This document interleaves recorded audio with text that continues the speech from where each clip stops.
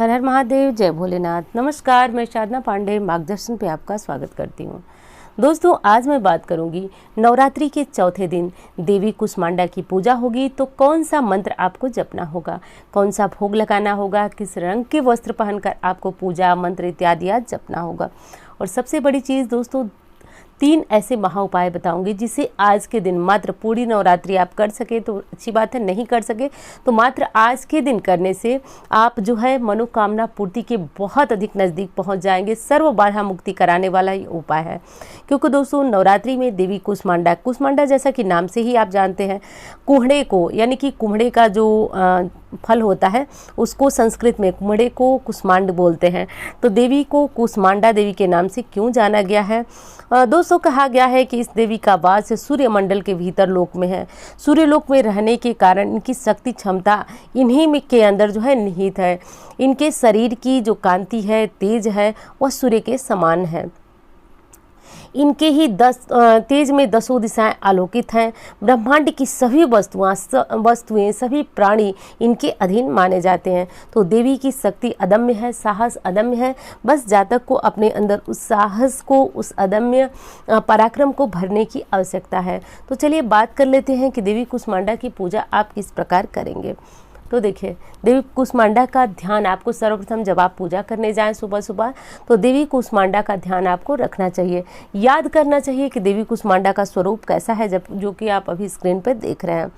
और दोस्तों, देवी कुष्मांडा की पूजा करें जैसे आप प्रतिदिन पूजन करते हैं वैसे पूजा करें। बात करते हैं भोग की, तो भोग में जो है आप आज के दिन पेठे की मिठाई, जैसा कि मैंने बताया कि देवी का नाम जो है वो कुष्मांडा है, लेकिन इन्हें पेठे की बलि दी जाती है। पेठे का जो फल होता है उसकी बलि दी जाती है। पेठे का फल का मतलब है कि जिस फल को काट कर पेठा बनाया जाता है उसकी बलि दी जाती है। तो आपकी इच्छा हो यदि तो आज वो फल घर ला करके उसे यदि बलि देते हैं तो बलि के समान फल की प्राप्ति होती है।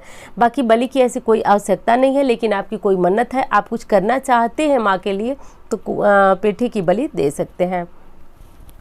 पेठे से बनी मिठाई से भोग लगाने से आपके जीवन में आ रही संपूर्ण जो बाधाएं हैं वो दूर होती हैं। दोस्तों, कहा जाता है कि जैसे माँ का स्वरूप अलौकिक है संपूर्ण विश्व में, वैसे ही आपका तेज, आपकी यश, वैसी कीर्ति अलौकिक होती है आज के दिन माँ का पूजन करने से। तो दोस्तों, इंस्टा पे, फेसबुक पे यदि आपने मुझे फॉलो नहीं किया तो फॉलो ज़रूर करें। और दोस्तों, करना ये है कि माँ का मंत्र जो है चाहे तो 1 माला जप सकते हैं, चाहे तो आप 5 बार जप सकते हैं, चाहे 11 बार जप सकते हैं, तो आपकी इच्छा के अनुरूप है।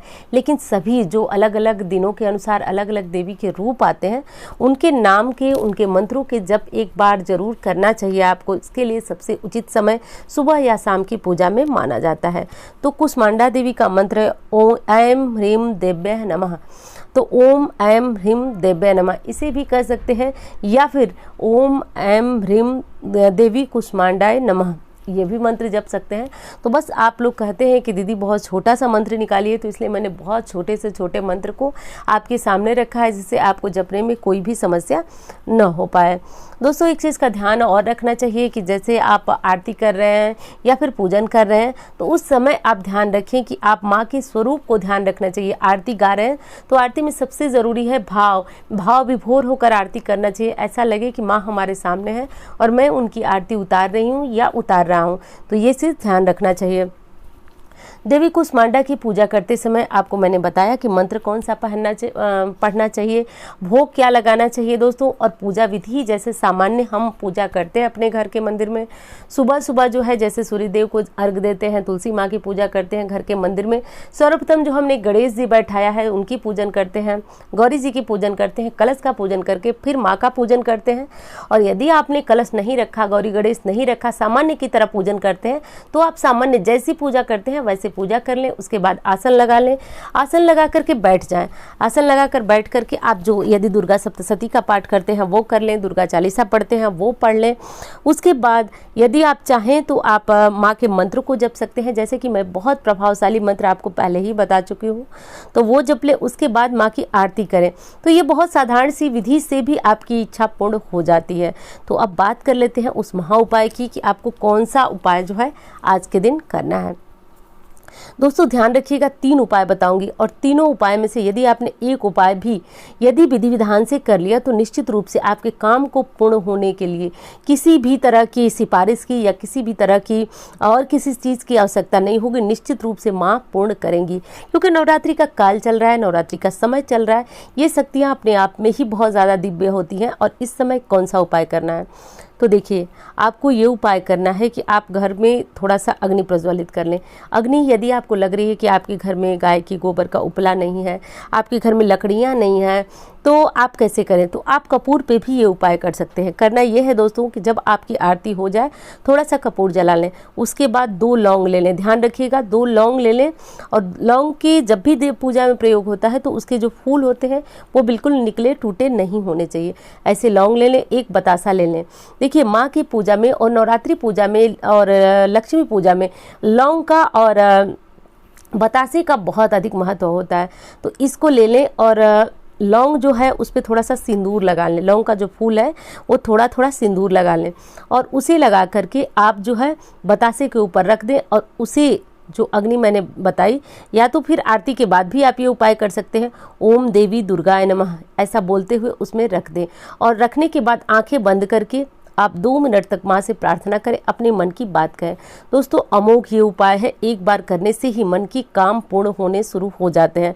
तो ये उपाय बहुत ज़्यादा जो है सकारात्मक ऊर्जा को बढ़ाता है, मन की इच्छाएं पूर्ण करता है। तो ऐसा आप सभी को जरूर करना चाहिए।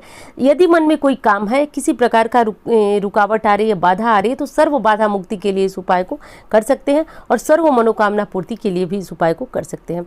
दूसरे उपाय की बात करते हैं दोस्तों, तो आज के दिन जो है माँ को पेठे के साथ साथ लौंग और इलायची दोनों चीज़ों का भोग लगाएं। पेठा जैसे कि बाजार में व्रत का टाइम चल रहा है मिल ही जाएगा आपको। लौंग और इलायची को पेठे के साथ भोग लगाएं। और पेठा इतना होना चाहिए कि इसको आप अन्य लोगों में भी बांटें। जैसे कि पेठा आप थोड़ा सा ज़्यादा चढ़ाएं और इनको ऐसे लोगों में बांटें जो कि मतलब भूखे हैं, जिनको कि भोजन की आवश्यकता है। तो ऐसे लोगों में आज के दिन भोग लगा करके पेठा बांटें और कुछ प्रसाद अपने लिए रखें। अगले उपाय की बात करती हूँ। ये उपाय भी आप कर सकते हैं, कोई बहुत बड़ा कठिन सा उपाय नहीं है। अब करना ये है दोस्तों अगले उपाय में कि आपको 1 पान का पत्ता ले लेना है। 1 पान का पत्ता ले लेना है। ध्यान रखिए ये उपाय मैं पहले बताई हूँ, लेकिन ये उपाय थोड़ा सा अलग है, क्योंकि ये उपाय बाधा मुक्ति के लिए भी है और मनोकामना पूर्ति के लिए भी है।